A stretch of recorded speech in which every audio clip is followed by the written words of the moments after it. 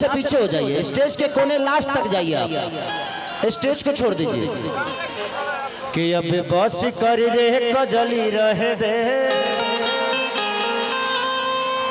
दर्द दिले बाड़ी पहले सहे दे।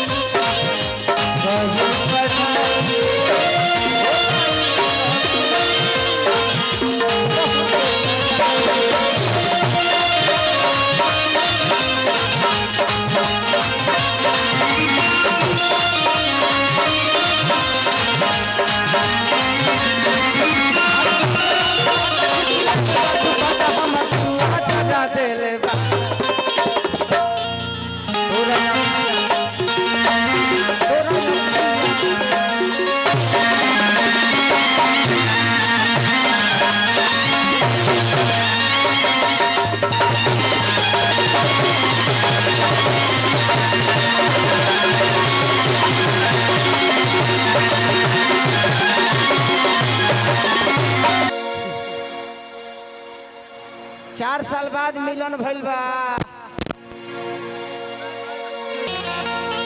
काजल जी कुछ बोलेंगी?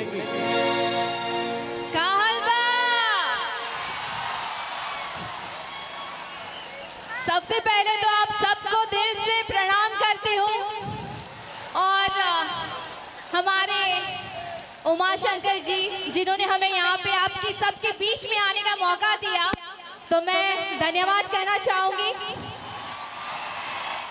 आया सुन ली लहका हो तू जख्मी दिल बड़ो। बहुत अच्छा लग रहा है एंड बस यही कहना चाहूंगी, 4 साल बाद हम साथ में आए हैं तो आपके दिलों में और हम सबके दिलों में धमाल मचेगा। जो आप चाहेंगे वैसा धमाल मचेगा, है ना? कि टूट जाही राजा जी, कि टूट जाही राजा जी पलंग सागवान हो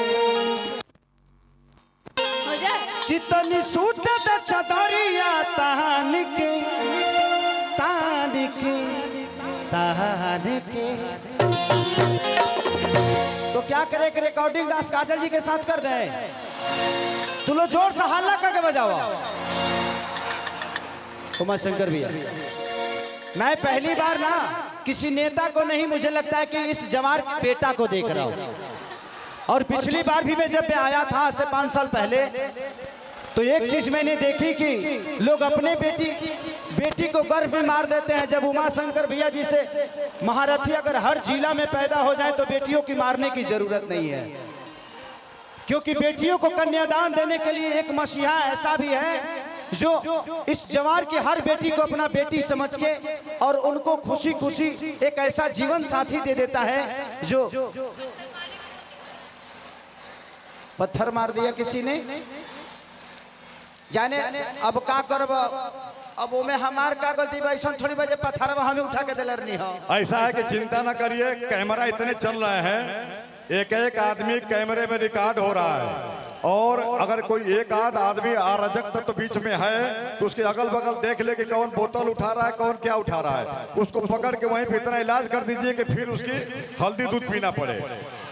हाँ, ये हर जगह एक आध लोग आ जाते हैं, इसलिए उनसे परेशान होने की जरूरत नहीं है। कुछ लोग आते हैं एंजॉय करने के लिए, कुछ लोग आते हैं कि खराब करेंगे। तो जो खराब के सोच ले क्या होता करा वही जो खराब कर देता देखा जाता। ठीक है, इसलिए आप लोग आराम से रहिए, कहीं कोई टेंशन नहीं। लीजिए लीजिए, कहाँ गई आप?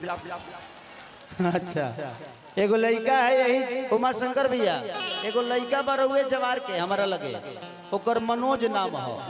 तो कहला से एक दिन कि भैया हमार तनी घर नहीं खे, उमा शंकर भैया से कह के हमार घर बनवा दे। हाँ तो करके भेज दे रुआ लगे बनवा दे। I love you. आप जैसा भाई पाके हम लोग अपने आप को खुश नसीब समझते हैं कि भैया हमें प्यार करते हैं।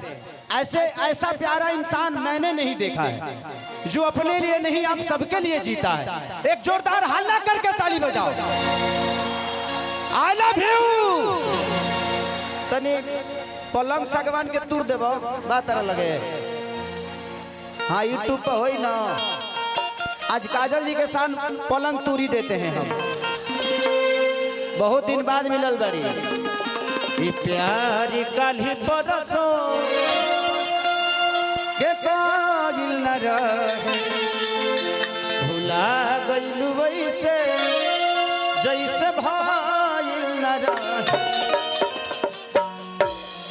बा होगा ना बजाओ तो तनी।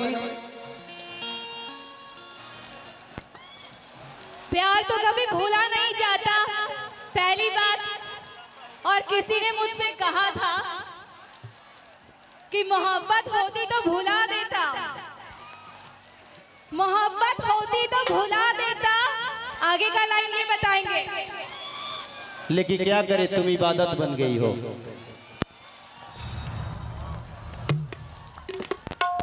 जोरदार तालियां बजाएं, जोरदार।